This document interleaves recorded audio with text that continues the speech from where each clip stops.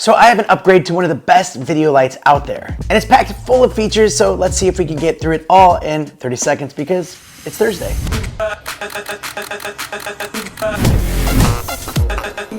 So this is the Ulanzi VL49 RGB LED video light. And it's nice and tiny, but it carries a really bright light. There's a switch on the side to power it on, a quarter thread for mounting, which comes with a cold shoe converter. There's a screen on here so you can see your settings and 4 different buttons to navigate those settings and adjust the brightness. Starting with the regular CCT light, you can get a brightness of 800 lux and adjust the color temperature from 2500 to 9000, making it warmer or colder. You can put it on RGB mode and pick any color of the spectrum that you want, and even adjust the saturation levels, which makes it great for putting it in the background to get some kind of mood lighting. Then you can use one of their 20 dynamic light effects like lightning, SOS, fire, police, TV, and many more. There's a 2500 milliamp hour rechargeable battery, meaning the light can be used at full brightness for 90 minutes and 10 hours at the minimum brightness. You can charge it up with the included USB-C cord or even use the light while it's plugged in.